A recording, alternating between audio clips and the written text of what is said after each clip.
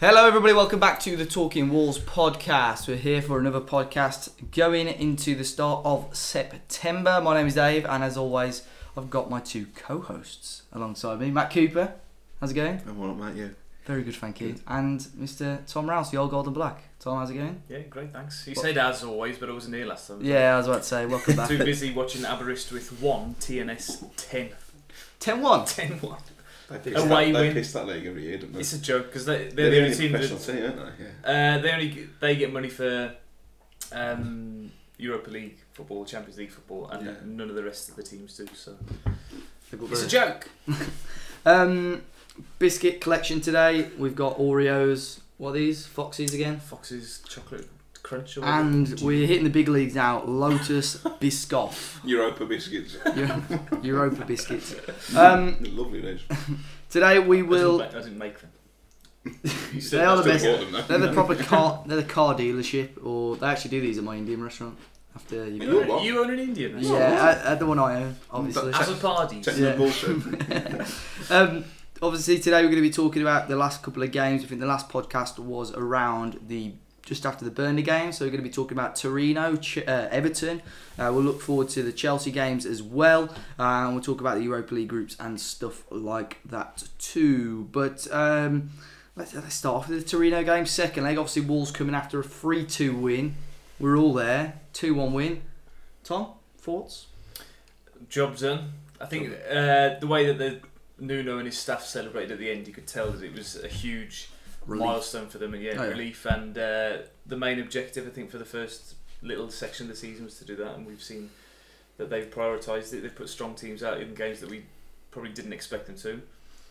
That we weren't going to ever throw away that 2-goal lead, I don't think, in 90 minutes, despite a little bit of a threat from them, from Torino at one point. It was a very well taken goal by Belotti. Mm-hmm. In fact, so good. It was the only goal, I think, in my 2 and a bit years now sitting in that seat that I thought, fair play, that's a really good goal that we couldn't really do anything about. I thought we played really well, went forward effectively. Traore is a revelation. I'm now in love with him. I think he's tremendous, but job done. Well done. Yeah, I thought it's a little bit shaky to start with. I think the occasion and the lack of atmosphere at Molineux, because it was pretty rubbish, wasn't it? Considering it was, There's all this stuff on Twitter about it being the biggest game in all our lifetimes or whatever, and it was like a pre-season friendly. I had a long day at work. I was like, I think it's one of them Thursdays, like everyone's knackered out after work. But yeah, I mean, again, first 15 minutes, Torino had a lot of the ball, and then some lovely work from Adama. His cross, which probably wasn't meant for Raul anyway, but Raul swiveled, finished and scored, and after that I just thought we controlled the game really well. I know Torino did score, but never really thought we were in any danger at all. So yeah, managed that game like a top European side should do. I think obviously they scored their goal. I think was it Dendonga scored straight after that. Just an instant reply. It's happened twice now, isn't it? The Crusaders game, they scored them straight away. Everton game as well, which we'll talk about. Similar sort of thing happened. But they did have 2 half chances, which came very, very close. And I wasn't worried as such, but I thought if they do get one in the last sort of 5 minutes here, because if obviously they could have taken us to extra time at that point. But I think you're right. We did that very well. Very good performance overall.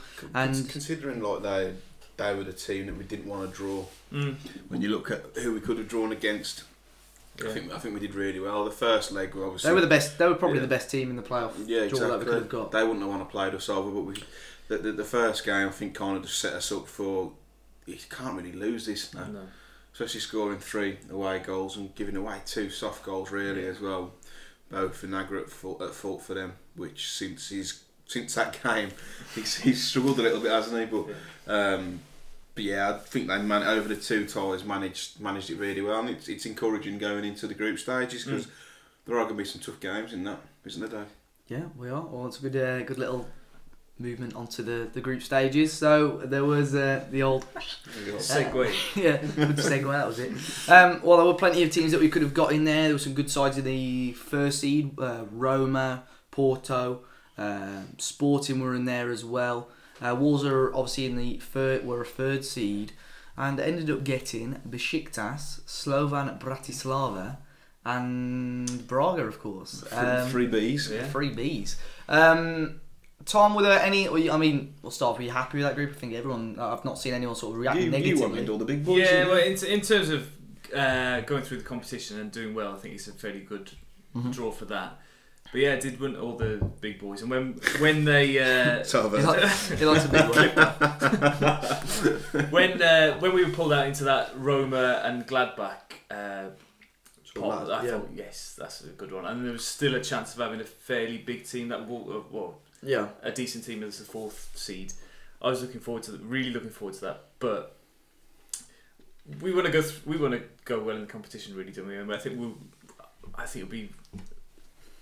We top that group. We have to top that group. I mean, I know it's cliche, but there's no easy game in the Europa competition. But the only one that sticks out for me where I don't think we could win it or be tough is Besiktas away, purely because of how hostile it is. But I think the same could be said against Bratislava, perhaps, particularly if there's unless it's in a close stadium. It's not going to be hostile, no. But the pictures that we've seen of that does look quite intimidating. But we've had a bit of experience that with Turin and the Armenian one. They were a little bit sort of like building up to it. I mean, Turin had 2 sets of fans that hated each other as well. Did you know about that? Well, they put them in different tiers as well, didn't they? Yeah. So in Turin there was a section to our left, and then another ultra section. So the same fan base hated. They put them in the one European, and was it last season? I think, and they battered the shit out of each other.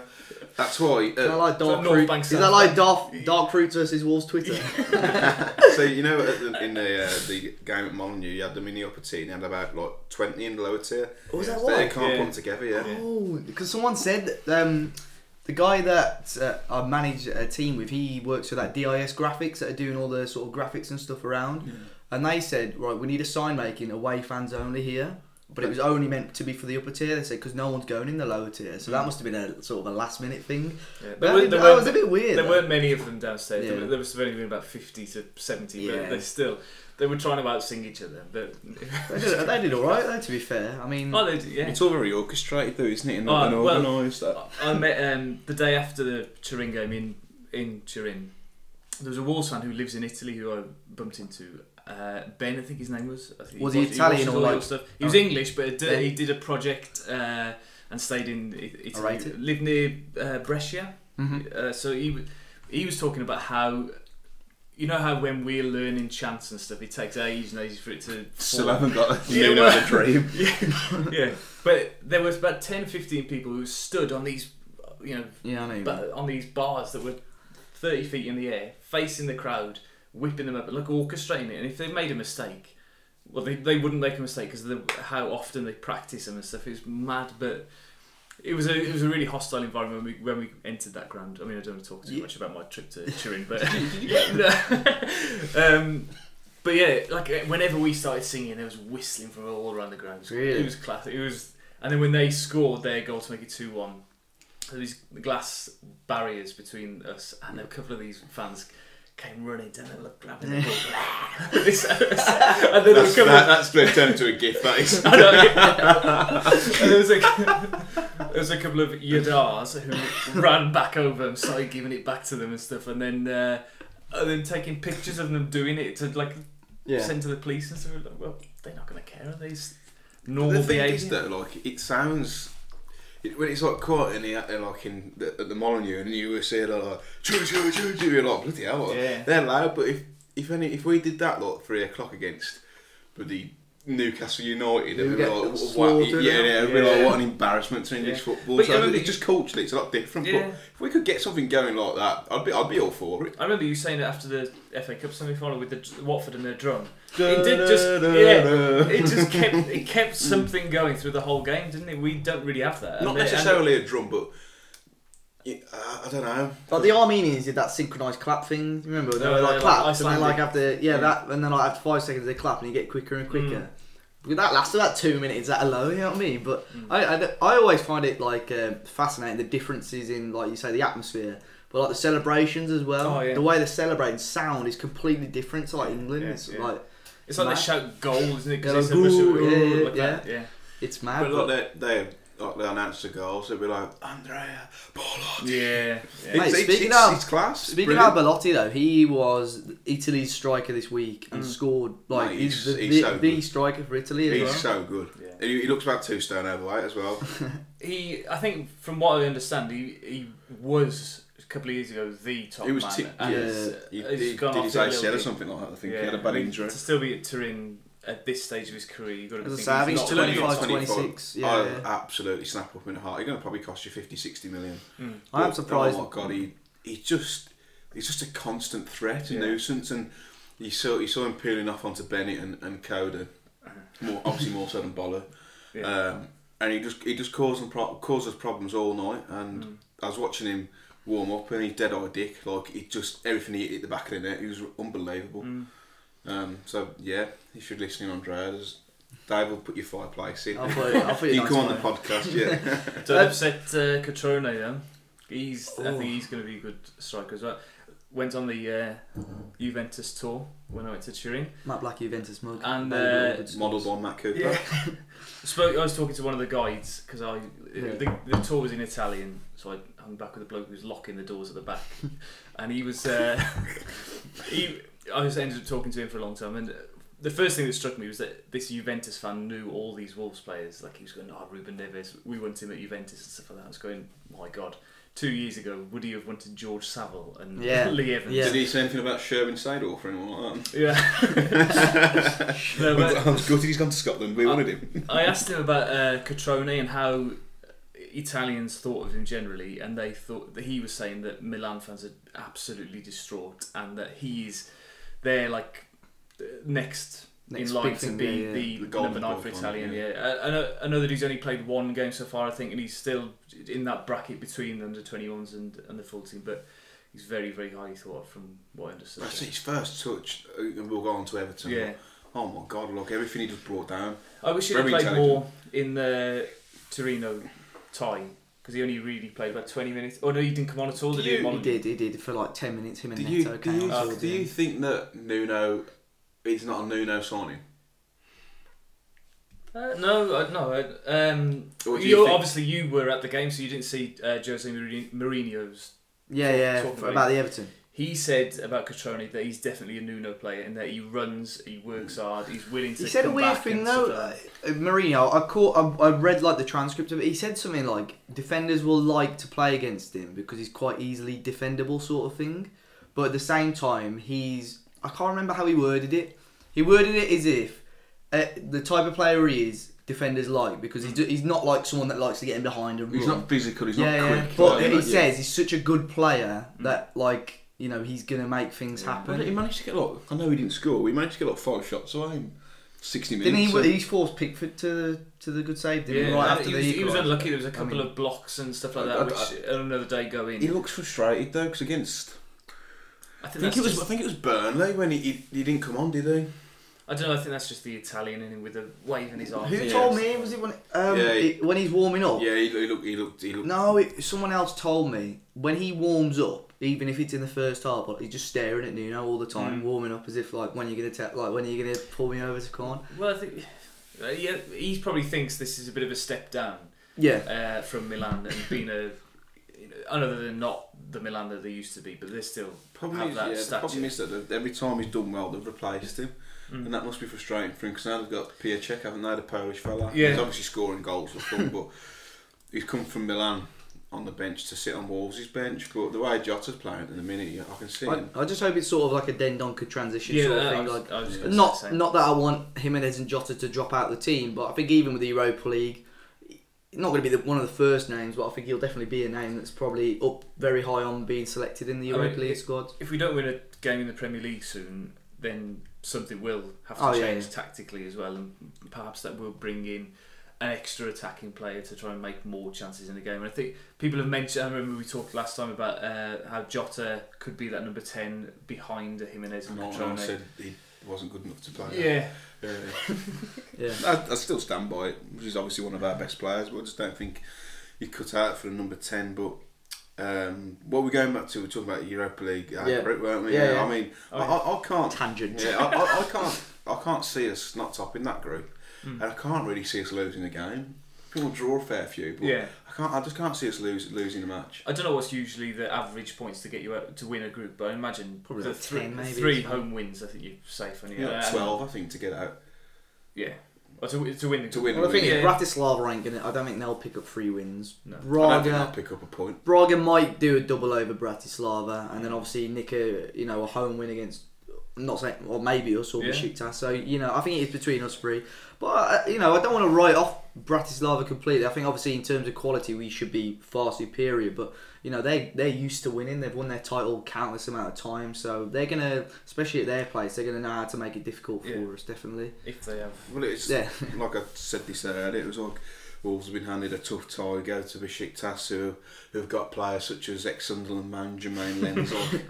Oh wow! Yeah. I don't think Besiktas. We've still got some players, but I don't think they're as strong as they used to be. They should be looking at us thinking, "Christ, we've drawn Wolves. They're going to be." I think everyone will in that group. Yeah. I think as well. We're home first and we're home last. I think that could be big key. advantages. Yeah. We've got 2 home ties in the second 3 games, whereas the 2 away games come in the first 3. So I think if we do need to catch up, we've got that opportunity. And I think I could be wrong, but I think we've got the Bratislava game is the back-to-back game. Yeah. So we could put ourselves in a really strong position with 2 games to go if we win those 2 and win one of the other 2. Braga. Do you think Nuno will rest players for the Europa League or rest players for the Premier League? I think now he'll rest some in the Europa League. You do? Yeah, I do, yeah. But just because of the situation currently, is it Braga the first game in a couple of weeks? I think it's 19th. I think it's Braga. I think so, yeah. If we haven't won, if we don't beat Chelsea, I'd be resting players for that game in the hope of winning the Palace game on the weekend. There's some favourable fixtures after the Chelsea game. I think there's a couple of like your Palace, Watford at home. Yeah, who will have a new manager and definitely beat us. Yeah, so they've got Flores back again, haven't they? Yeah, I know. So they put out never go back to your ex. Communication aficionado, and then they put another one out like 5 minutes later. Well, I saw a journal put that out saying they're looking to sack him and replace him with him, and I thought surely not. But yeah, they've gone for it. So that'll be an interesting one. But was there any? I know Tom, you've said 1 or 2 teams there. Was there any teams that Matt that you really wanted to have? But I mean, in terms of Wolves getting out the group, I think that's an ideal group. But for you, Port, I think you said a couple of teams previously. I wanted the easiest possible group just so Wolves should get out. Because I've always said that if we finish top half and get to the last 32/quarters, then it would be a very successful season. So I wouldn't have minded maybe like a Rangers or a Celtic in the group, because I think it's not. In terms of cost, it's not too bad. Yeah, and I think it'd be a really good away day. Yeah. But no, I'm happy with the group. I know you wanted some of the big boys, didn't you? Again. Yeah. But, I mean, Porto would have been a romantic story for Neves and Jota and going back there. But I'm sure, obviously, if we win the group, we'll get out. We're going to be drawn a hefty side anyway. So imagine we play Porto in the final. No. Who would we support? Portuguese. Portuguese. I think even the teams outside, we've got some pretty unique away days, you could say, for fans. Obviously, Besiktas. I'm not sure how busy that will be, to be honest, because what's the name of there, aren't they, as well? Is it Mönchengladbach? Are they in? They're playing Galatasaray. Yeah. The same day. Yeah. So I thought that wasn't allowed. I thought do they not move one of the fixtures to a Wednesday then to avoid the clash? I don't know, because it's on the same day. Wasn't there something with Cliftonville and Glentoran and us Crusaders on that, or one of the Linfield was it? Yeah. And there was going to be a clash because one of them was in the Champions League or something like that. But even so, it's going to be that week, isn't it? So you imagine some fans will be. There's going to be an overlap. Wolves fans going on a Wednesday. Both in Istanbul as well, aren't they? Yeah. There's like how many clubs are in Istanbul? There's like 3 or 4. Fenerbahce as well. But Istanbul's absolutely massive. It's like London, so it's it'd be like West Ham playing someone and the Millwall and Tottenham playing someone. It's like probably different ends of the city. Yeah, I was thinking about Besiktas. Like the atmosphere would be like ridiculous there. Like, but that would obviously you'd have to keep your head down. You have to keep yourself. Well, I was talking to a Blues fan yesterday who went to he went to the Braga game when they qualified, and he said you hear all these stories, and you remember Leeds fans back in 2000 got stabbed and killed against Galatasaray, but you have to think that we've been to hundreds of games between us, hundreds of away games. You only see trouble, you only get into trouble if you go and look for it yourselves. Yeah. Very, very rarely it happens within the stadium or within the perimeter of the stadium. With the big police presence, now I know everyone's like, oh, the police are corrupt. As long as you stay on the right paths, and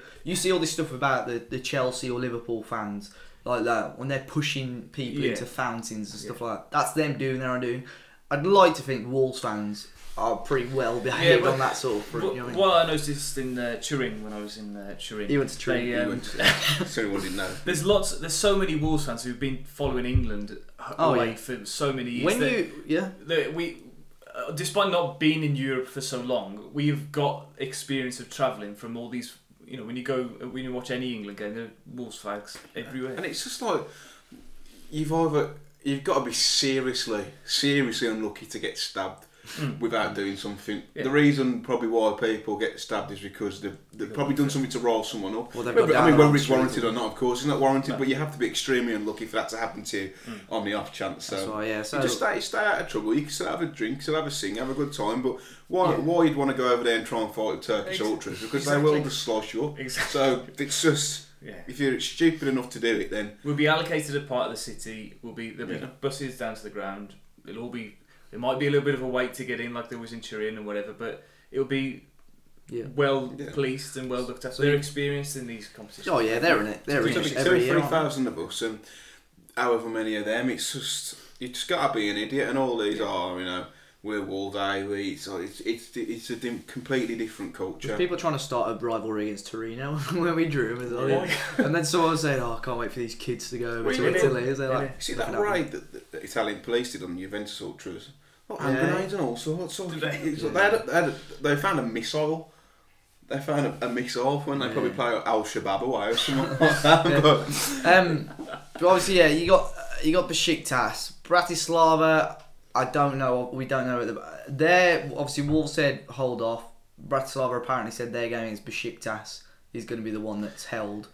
With their second home game. Yeah. So it depends if they get one or two. Yeah. So I know a lot of people go there for stag do's and stuff like that. I've always wanted to go. It's very easy to get to as well because it's so close to Vienna and not too far from Hungary and Budapest. So I think even if you buy a flight to Vienna or to Budapest, you can still have a week. Cheap beer too. Nicely. Yeah, I mean, I went to Budapest in May, and apparently it's very similar in terms of like what the culture's like, and I loved it. So the next for me was to go to Bratislava. So when we drawn, it was like fantastic, and it was like it's behind closed doors. So we booked to go to Portugal. Braga. I think that's the most intriguing ground of the lot, to be honest. The quarry. It's like 15,000 stand. Like the one stands 15,000, the one's 15,000. Like, and that's it. So weird. Was it created for when they had the Euro? Yeah, I think so. Yeah. Looks interesting though. The quarry, I believe. Well, that's why I was gonna do Istanbul. Just in totally, I was talking to you a lot about it earlier. Just in terms of tickets and stuff like that. I know Braga is going to be the one. Every man and his dog, I think. I've seen on Facebook and Twitter. You get tickets because they gave Liverpool like 5,000. We'll get tickets. But then I was looking and I'm thinking like Istanbul, I know you go, you'll get a ticket. But then you miss out on all the atmosphere and the experience of Braga and the ground as well. So I think most people are stopping in Porto, getting I think it's 40 minutes in a taxi, and I think a taxi about €50. I think there's loads of buses. There's train for about £2.50. Yeah. So obviously €2.50.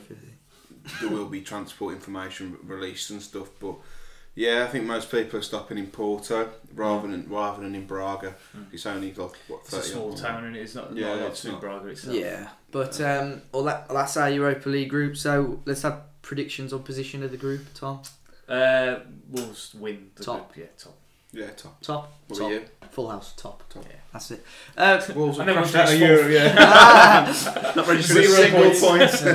Well, actually, whilst we're still on the topic of Europa League, Wolves obviously announced their squad for it, and we'll talk about the Premier League squad because there were some intriguing names on that list as well. But the Europa League squad is sort of as expected. Obviously, they have to register a certain amount of players. I know one of the... Well, I'll go through the squad first and explain it. So obviously there's 4 goalkeepers: Patricio, John Ruddy, Harry Burgoyne and Sondergaard as well. Defenders of Doherty, Vallejo, Bennett, Bolly, Cody, Johnny, Vinagre, Traore, Kilman and Dion Sanderson. Traore defender. He was under attacker, but I thought I'll put him as the defender. Yeah. Jordao, Neves, Gibbs-White, Perry, Sace, Moutinho, Dendoncker and Kundal, and Jimenez, Catroni, Jota and Neto. Everyone was like, who's Kundal? So basically what you have to do, you have to have X amount as homegrown, so obviously you've got your English players, but I think you've got to have 4 which are classed as trained by club, so they've got to be at Wolves for at least 3 years before they were 21. So hence why there's the likes of Sondergaard, I'm not sure if Sondergaard, but definitely Sanderson, Morgan, Perry and Kundal all obviously go towards that as well. So is that why they've been put in the team? I'd assume so, yeah. I'd very, very much highly doubt they'll get any game time. And Burgoyne, that's probably why he's in there as well. So that's fast, really. Yeah. The way you can get around it. Yeah. Well, Wolves are quite lucky because the squad's quite small anyway. We've got 60 players though, apparently. Oh, you see that? He's lost his head already, hasn't he? 60 players. So yeah, that's the Europa League squad. So obviously there are the players you can expect to play. I think they do what they call like a B list, so anyone under 21 can still sort of play, I think, as long as they're registered like X amount of time before. The Premier League squad was Patricio, Ruddy, Burgoyne and Norris. Who's on loan? Yeah, I didn't really get that. Yeah, I don't really get that. Ryan Bennett, Bolly, Cody, Vallejo, Johnny, Kilman, Philip. Did you see the message that somebody sent? Yeah. Oh, he didn't even know. Congratulations on being in the Premier League squad. He's like, what? I do feel sorry for him though. He's a professional footballer. Yeah. You know, he's not playing for us. I'm sure if he wants to move, he can though. Still got a championship winners medal. Oscar Burr scored a goal and he didn't get a medal, and Afosu didn't. Was that because he wasn't registered? Yeah, must have been. I don't know. Sylvain Deslandes or Deslon. He went out on loan. Adama Traore, Doherty, Yang, Christopher. Is Christopher the centre half? Isn't that Nuno's nephew or something? Yeah, he's godson and he's crap apparently. That's the only reason he got a contract. So funny. Neves, Dendoncker, Jordan Graham, João Moutinho, Romain Sace, Jimenez and Jota. So obviously anyone under 21 as such, so Catroni, Vinagre, Gibbs-White and Pedro Neto don't need to be registered. It's Roderick Miranda I feel sorry for. I know. Where's Bonatini? He's gone. He's not on the list. He's gone on to what's the name? Victoria. He's in the Europa League, Arsenal's group. Watch him bang out. Well, the team Miranda's joined that Famalicão where Benny Ashley was last year. They were top of Liga Nos last week. Like, they're doing really well. They've just come up and they've got Goncalves as well, who left us. Did you hear about Jamelia, who don't exist anymore because of yeah.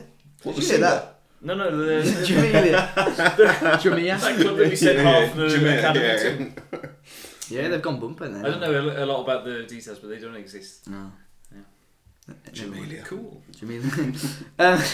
Right, we'll move on now to the game against Everton. Do we have to?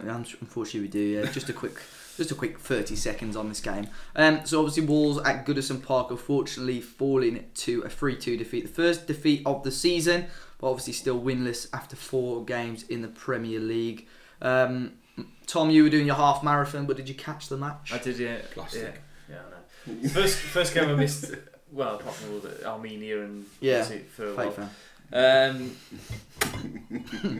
On the telly, it was terrible. It was awful. I can imagine it was worse not being able to see from your seats. No, I think it's probably better. We were just second best. So absolutely everything. I think we very nearly nicked a point. But that would have been completely unjust. I think Nuno said in his thing afterwards that Everton were equally as bad as us in terms of making mistakes and things like that, and I can kind of agree. If they'd have dropped any points from that game, they'd have been devastated because they were far better than us. Vinagre stood out like a sore thumb. He looked like a boy playing against, Gylfi Sigurdsson had him on toast all day long, whipping in balls all the time. Do you remember when Kevin Phillips tried to pronounce Gylfi Sigurdsson on Sky Sports? Was it as bad as Ashley Cole trying to read the... No, it was Silef Gudjevson. Sorry, carry on. It just reminded me of that. I had to say it. I love Gylfi. I think he's class. Silef, sorry. We had the guy who runs Football Manager, Miles Jacobson. There was a vlog someone did before a Football Manager event, and he goes, "So we're off to see Miles Jacobson." He goes, "I think that's how you pronounce his name. No one's ever asked him."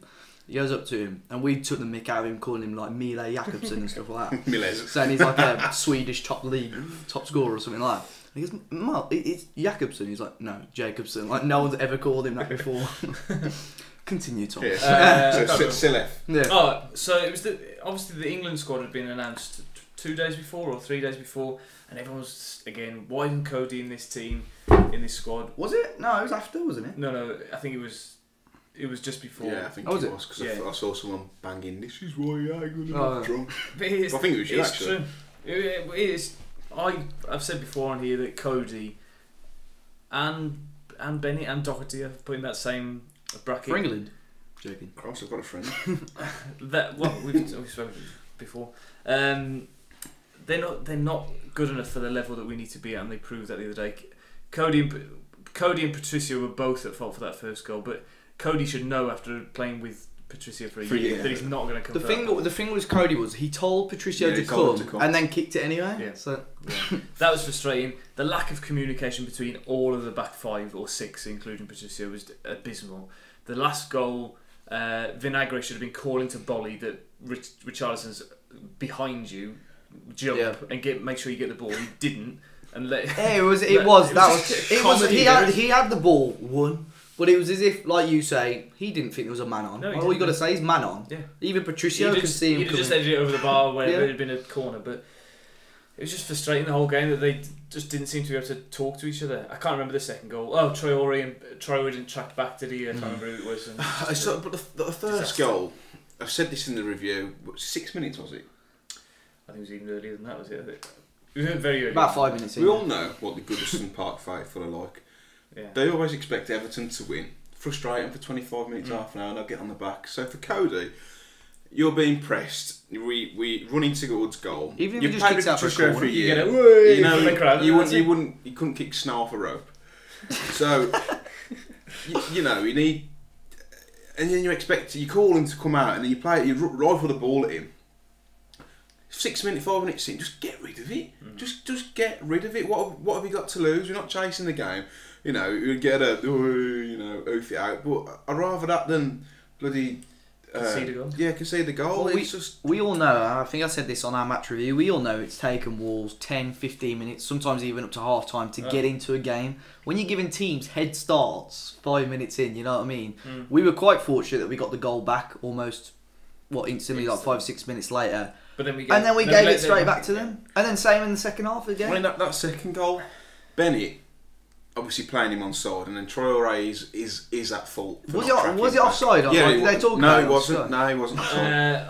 The camera angle wasn't straight. It was weird. He wasn't offside. He looked off in the because Cody pushes up and Bennett's still half asleep. Traore loses his man though. Yeah, that's defensively. However great he's been going forward, and he has been, I think, probably the best player of the season so far. Yeah.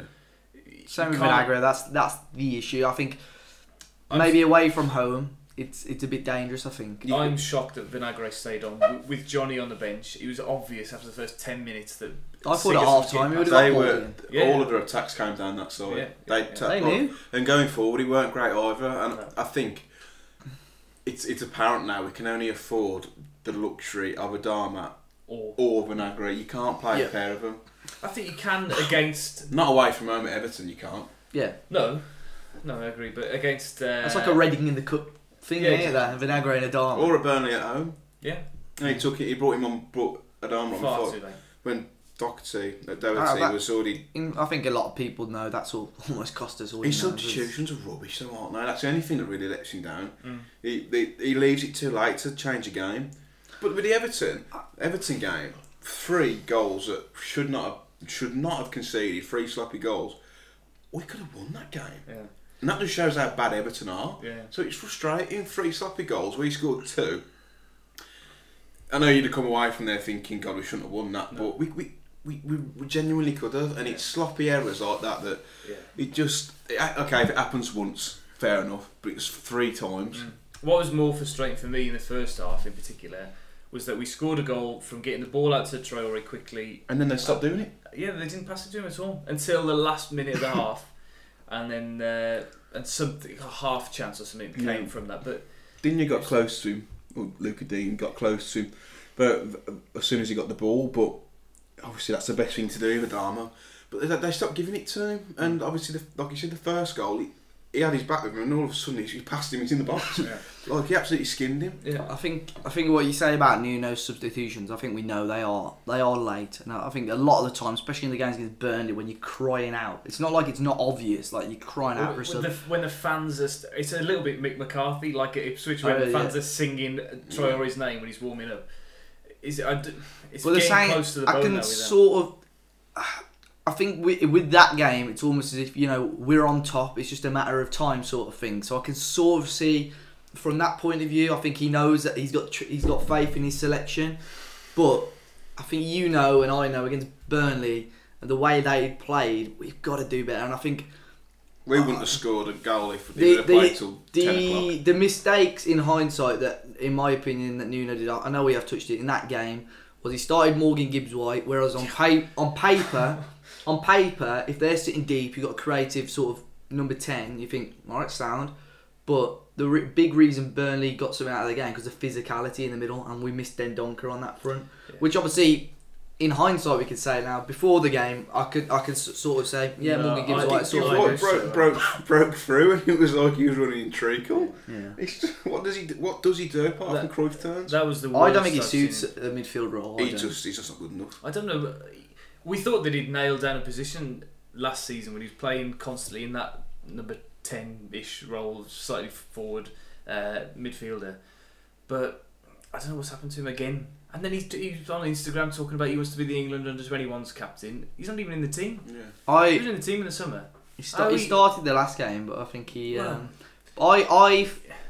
I actually, and I said it when we played the wingers in Nuno's first position. I'd much rather see him play on a wing or as a striker, like a shadow striker, rather than see him in the midfield three. And I thought he did all right in Asia in that role. Obviously now he's brought Neto and Catroni in. I don't think he's got any chance of being that striker. I don't. He's got the vision. He's got the passing. I just don't know what it is that he needs to do.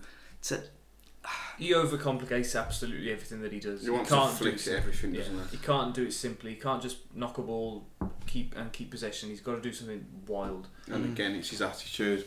I know last time we said it.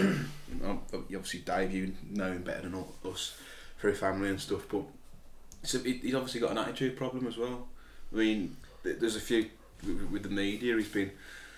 I'm not going to delve into details, it's not my place to say, but just like arseholes with journalists who have asked him for time and stuff. It's obviously he has made it, but he thinks he's a top player already, and he's just not. Yeah.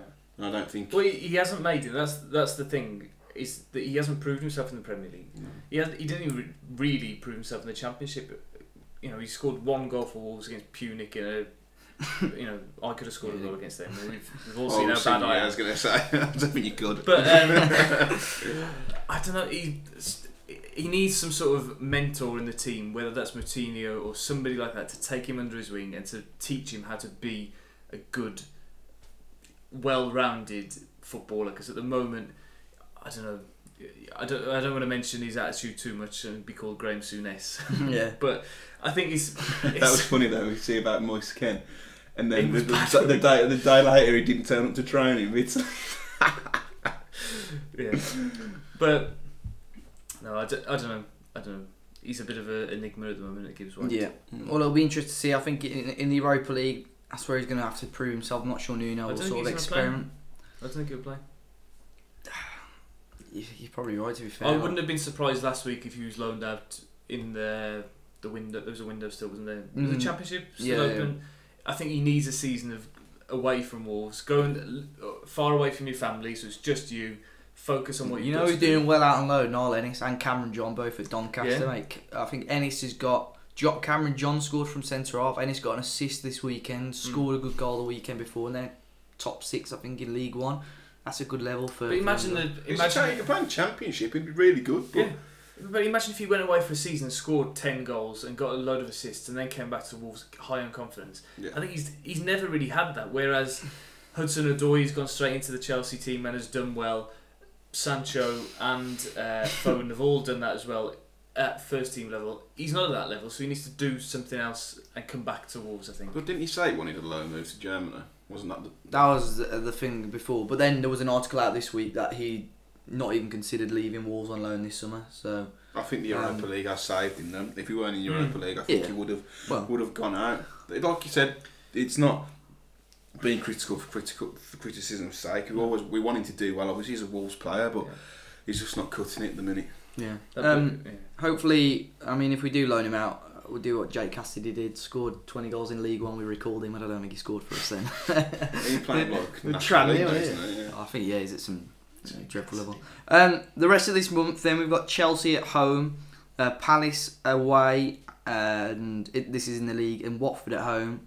In terms of points, what do you reckon? 6, 9. I saw a lot of people reckon we get maximum points out of those, but you've got to consider you got Braga in between Chelsea and Palace, and Reading in between Palace and Watford. I don't think the Reading game's anything to worry about. I think that'll be an under 23 job. That'll be Kilman and them lot. Yeah, I'm not too concerned about if that. anyone does want to go to the Reading game, we are running a competition on talkingwolves.co.uk. Yeah, big simply sign up. Sign up for the competition. We're just giving away 2 pairs of tickets. All thanks to Carabao. Yeah, big up Carabao. Yeah, got in touch. Big fans of the channel, obviously. Yeah, obviously. But yeah, not 9 points. No, I don't think 9 points either. I think 6. I'd take a draw at Chelsea. I know that would heap pressure on them with 5 games without a win. People can't expect us to roll over Chelsea. I don't know that they are mediocre at best. Chelsea. Well, you knew either United or Chelsea were going to sort of struggle or not do as well, and they're both. Yeah, at the moment. I know that Chelsea have won a couple of games, haven't they? But they've beaten Norwich and somebody else.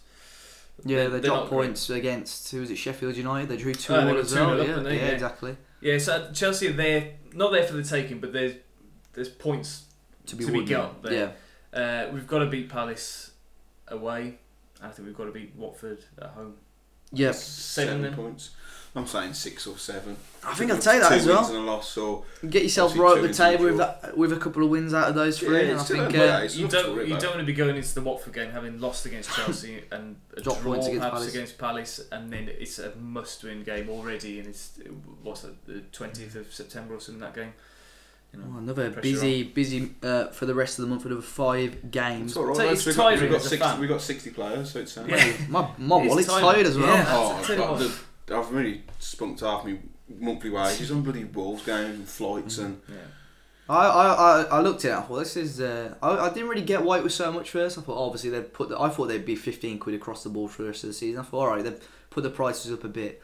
And I thought 55 quid's not too all in one chunk. You're like wow. But yeah, it's. I think it's quite a good package, and it's 60 quid for 3. European games. Oh, it's 60 in your stand, Tom, isn't it? Oh, is it? Yeah, it's a bit more expensive in Tom's stand, eh? I don't know if you read the story, but there's a couple of rows just in front of me who they can't have their seat. Are you right at the back? No, we're row R. Have you seen that? On the top of yeah. So UEFA. So I can't remember what someone said now. Like, someone said like you. I don't know where they're going to put that. Tom Wooding sits, friend of the show. Yeah. He sits on the back row, the Billy right upper, probably 2 blocks in from the end, and there's like 2 rows in front of him that are always empty, which are like sponsor seats, and he said like even for every game there's still like loads of seats. So I thought they'd be there, but no, I don't know where they are, but I'd imagine they're pretty much directly behind the director's box, that sort of area, so they can still access all that. Can sort of see they've got to compensate with something surely. I wouldn't be too. I mean, if you get, well, you would be if you got moved from one of the best seats in the house to the temporary stand. Yeah. Wouldn't you? Oh yeah, of course. You'd be pretty racked off with that. Yeah. I think I would go as far as to say they need heavily discounted, if not free. But if they're moved to there, I don't think. I think they'd be within the same. Wolves. Surely they would have known that early doors though. Like. Well, no, because they had a UEFA visit, didn't they, last week? Yeah, it was like a 2-day inspection. Well, I reckon that temporary stand might be closed for those games as well, just because of that, the safety aspect of it. Perhaps speculation. Do you think they'll keep the away fans in the North Bank country? Yeah, I think that's the plan for the season. I think that kills atmosphere. I do. When you have the away fans right by the South Bank, that's what gets the South Bank rolled up and. Yeah, I just think the atmosphere just. I don't think any of the European teams will bring that much of an allocation to fill that. No, they won't anyway. Besiktas maybe. I think it's probably easier to segregate with them in the North Bank as well. I think. Yeah. I don't think these European teams are as well supported as English teams in terms of numbers. Travelling, obviously, but they make a lot of noise. But you wouldn't see Besiktas probably taking 10,000 to Braga. It just wouldn't happen, I don't think. No. Well, they're in it every year as well, though, aren't they? Really, so that's sort of a big difference. We'll move on to questions. We've had a few questions in this afternoon. We'll start off one with Sheldon Wood. He says, do you feel that we should be higher in the league table at this stage, and are you starting to doubt that we're going to get 7th or above this season? The league position at this point is completely worthless. It's only really after about 10 or 12 games you want to start worrying about that.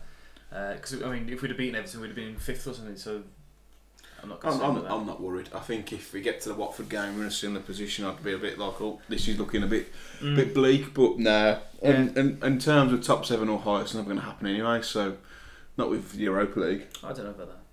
Do you reckon we'll get to 6? There's so many times I think I'll last year. struggle for top half. I do. I'll be happy. I'd be happy with 10. I predicted 8th at the start of the season, so I would be very happy. There's so many points last year when we were looking at a run of fixtures thinking, oh God, we're not going to pick up many points here, and then we'd go and pick up 9 or so from 4 games, and then we'd be. Is it November? No, December time, when we've got Spurs, City, and Liverpool within about 4. Yeah, but we'll beat City and then get slapped by like Newcastle. No, I don't think we will. I think the only thing we need to improve on last year is beating the likes of Watford at home that we lost last year. Brighton at home. Well, that's why I said if you better your results, you look at it already. We lost and beat Burnley. Okay, we've got a point there. We drew and beat United. We've already got a draw. Everton's really this sort of only anomaly. But if you beat them at home, you've already bet. Well, actually no, because we drew to them at home. If we beat them, you've just got the same amount of points. I think we'll pick more points up off the teams we weren't picking points off last season. But I think the top 6 will probably get the better of this time. Because I think teams are now figuring out how to play against us. But again, they did last season when we were playing the front 3, and then we changed. And it changed our season. But well, you're right with what you said as well. Obviously, I remember the podcast just after the FA Cup semi-final. We wrote off our season, I said we finished 7th. and then we went on a decent run, didn't we? And no one expected. Well, I put it in a blog actually. UK about the Troy Deeney's comments. Restarting our season, so we both did the same. So we'll talking about. I didn't hear Dave say that's that. why we're here. Talking about the formation. Obviously, we changed sort of around November, Christmas time. Nuno has actually gone back to that twice in the last 2 games, just for little spells towards the end of the game. Can you see it switching back again in a few games' time, or do you just don't think there's enough physicality in the middle again? I don't. Who do you drop as well? He tried Matinho and Neves. Anyone's place for grabs at the minute.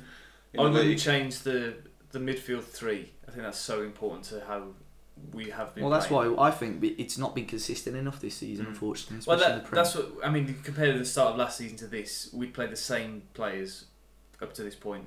Last season, we haven't had. I don't know. We've had 2 consecutive games. But the same. Bar that, if you say Crusaders, are fair enough. But I think even Jimenez didn't start the first one. Did start the second one. That Nuno likes that. Nuno likes having the same players, same position. We're not going to have that this year, so the players and the staff have to get used to being able to rotate and to change and to adapt. Yeah, like Saïs played well against Everton. I thought played better than Donker, and he took Saïs off. Saïs is a weird one, man, because I always, especially against Torino, I thought I was actually like I went on Twitter and everyone's loving him. I thought he was dreadful first half. Yeah, I did. First half of the first leg, he was giving the ball away. I think they had a couple of chances because of him giving. There was a point as well in the second half where him and Cody were having a right go at each other. I don't know if that came across on the telly. I'm not sure. But why did you go? Because it was around that time. It was around that time where Saïs was rumoured to be going to Besiktas as well, and I thought that's the last time that we've seen him in a Wolves shirt. Because the way him and Cody were, gesturing towards each other, I thought that he was gone. But he's such a versatile player that he's so important for a squad and for competitions and all this sort of stuff. I don't think he's a centre half, but as a centre midfield, he's tidy. And a lot of the work he does goes unnoticed, but you saw with the Everton game, we brought Matinho on.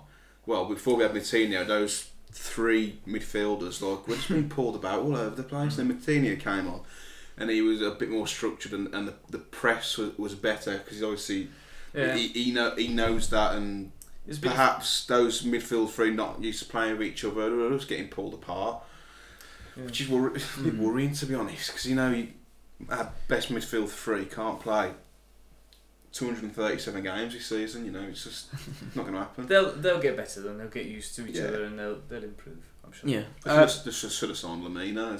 He's gone to Galatasaray. Yeah. For just pick him up on the way back from Besiktas. On a loan. Yeah, £2 million and then an option to buy. What can we get that? I know. They're rushed. Anyway, Lamar Carlin has said, we have touched on it a bit. Are you disappointed with all start to the season? No. Obviously, it'd be nice to get a it'd be nice to win every game, wouldn't it? But we've qualified for the group stage. That's what the main priority was. At this stage, yeah. Disappointed with most of the Everton game because 3 sloppy errors, but overall, I wouldn't say I'm disappointed. I wouldn't say I'm over the moon, but I'm certainly not disappointed. I think I'm disappointed with the performances because we used to, we lost, but we played really well in spells and we were unlucky. Whatever. Burnley and Everton game, we were terrible, but we managed to. That Everton game was the worst I've seen us play defensively under Nuno. That wasn't a Nuno side that played Everton. Yeah. Well, I think the international break sort of came at the right time for that anyway. Yeah. So, Liam Bagnall, he asked this on the last one. Hopefully, you've had time to give your opinion on spicy McNuggets. Oh, you know what? Yeah, they're actually quite nice. They're not that spicy, but I am hard as nails. So. No, the nuggets themselves aren't spicy. Did you try the sauce? No. Mate, every time I've tried them, I've been absolutely rat arse, so I probably wouldn't have registered. Mate, the sauce is fiery, man. Like, they are nice, though. Yeah. I mean, I tried to eat 20 of them, we just got a bit boring. I got 20, yeah. Again, was rat arse, so filled the role, but there are better options, dare I say. This is from Andy Hipkins, friend of the show. Good. Who should replace Willy Bolly versus Chelsea? Tom? No, I don't think he should. Striker. Jesus Vallejo. Yeah. Did you see that someone Spanish commented? No, about yeah, I find it so funny. Well, do you know what? You come and do it then. Sorry. Vallejo. I think Sace or Vallejo are the favourites. It's going to be Vallejo. So it's going to be Jesus. He's a left-sided centre half anyway. Isn't we haven't had that. We haven't had this problem because Bolly's played pretty much, apart from the little spell when he got sent off after City. But I think we had Shrewsbury to play twice and somebody else, so it wasn't that too much of a problem. You played there? Sace, yeah. It must have been Sace, isn't it? Yeah. It's got to be Vallejo. It's got to be. It's got to be. Bonaberti. Yeah, it's got to be Vallejo. But against Torino, the first half was like, Christ, I'm worrying about this right centre half position. But he grew into the game. He just got no real awareness, has he? No, sorry, I wasn't listening. Sorry. Max Kilman. No. Bring him in. But he's not a footballer, No, he's a futsal lad. Futsal union. You can tell. Vallejo for me, but it's just that right centre half position really worries me because both of them look a bit dodgy. So it's kind of like they're just replacing each other in the team until someone has a good game at the minute. Announce Ruben Diaz. Yeah. One off. Go on, Tom. Was there not a follow up to that about who would play if Cody was to be... Yeah, that's all now. Harry Mansell. If Cody got injured, who would the panel pick to play the sweeper role? Well, Danny Bart didn't it? When he got sent off after Sheffield United. But I would have Dendoncker in there. Ooh. Oh, bloody hell's a curveball. I wasn't expecting that. You choked on me Lotus biscuit. I think that was what everyone was saying. That when he signed, did it?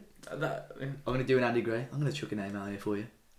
Roberto Martinez. He said that when Mourinho was getting sacked. Yeah. Oh, for Man United. When Mourinho got sacked into Man United, you know, on beIN Sport, Richard Keys. And he's like, "Who would you have?" And he goes, "I'm going to chuck a random name out there for you."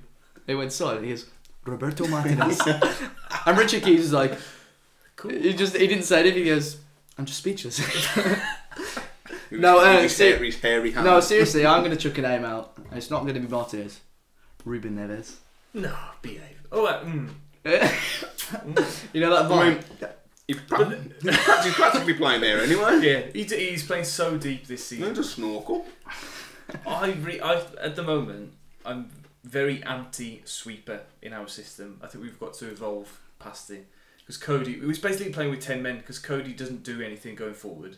He stands there and shouts. Great. Yeah, and he doesn't tackle. He doesn't. No, his communication is not that good. We conceded 3 goals, one of them due to his lack of communication. So his shouting isn't even that good at the moment. So I think we need to have Dendoncker or Neves. I think that's a very good shout. To be that man who can come into midfield a little bit more. I've said it 3 or 4 times in a row now about Busquets and whatever, but we need to have that more dynamic approach to our play. I'm going to put a name in there for you. Go on. John Rudder. I was like, Roberto Martinez. He could do the same job as Cozy. Ruddy could. The All Goal Club podcast. Well, he hasn't got to pick it up, so he'll be alright. Yeah. He's great with his feet, isn't he? I'd play Vallejo there. Sorry, I just wasn't expecting a real. Yeah, I'd play Vallejo there because it's not bad. His distribution's good, and I think physically he's tiny, but Cody obviously lacks a bit of physicality and doesn't really get threatened. Well, now Rondon and Mitrovic aren't in the league, we should be okay. Well, I'd play Vallejo there, or Vallejo, or Vallejo, or Brian Badonde. Just one of the correct pronunciations. Yeah. Vallejo. Tom, no, I just saw him, like, his face was screwed up the whole time you were saying Vallejo. Who just said that? Yeah, no, he didn't strike me as somebody who's comfortable on the ball and bringing it out. Really? No, his distribution's all right for. Did you not see his key pass that led to NATO's goal? Well, I did. I can't remember it, but well, it happened. So Miranda against Forest last year, not last year, the year before. That was a Dickie Dodd moment then. The year before, when he outside of the footed it. Outside of the footed it. Outside of the footed. Alright, I'm going to end it there. So Neves for me. Yeah, I think that's a decent shot. But then he's not going to play to half. You're missing. Do you think we should just have 3 tanks at the back? Like 3 big centre halves who can actually play. I think we should have Bolly and AN other. That's it. Kilman doesn't look. God, no. Jesus Christ. No. Mask. He played for the under-23s last week or the week before. Great. That's great. Good for you. Haven't we all? We're going to end it there. Thanks a lot for listening as always. Tom, before we end, where can people find you? The Old Gold and Black on YouTube and the Old Gold 1877 on Twitter. Go and check that out. Yeah. Cooper, Matt Cooper. M Cooper writes across all platforms. LinkedIn. Just Matthew Cooper. If anyone wants any Spurs tickets. Where can I find you, Dave? They can find me at David's a Party on Twitter and YouTube, and obviously Talking Walls on Instagram, Facebook, YouTube, and Twitter. Hopefully, in the next few weeks or so, we're going to be sorting out our audio devices. So the audio quality should be improving of the podcast. Obviously, this was just a little bit of a trial, and we're all enjoying it. It seems like you guys are enjoying it too. If any local businesses would like to sponsor the podcast, obviously get your name shouted out. You'd have banners in the back. We've got a few. I would paint you on the kitchen wall, yeah. And obviously we've got different venues lined up as well for some podcasts. And let us know. Drop us a message. Obviously, and we can talk. But guys, if you're watching on YouTube, like and subscribe. If you're listening on iTunes, Spotify, or wherever you're listening on, leave a review, 5-star review. And until next time, we'll see you all, or we won't see you all. Maybe you'll see us. You'll see us, or you'll listen to us very, very soon. Until then, goodbye.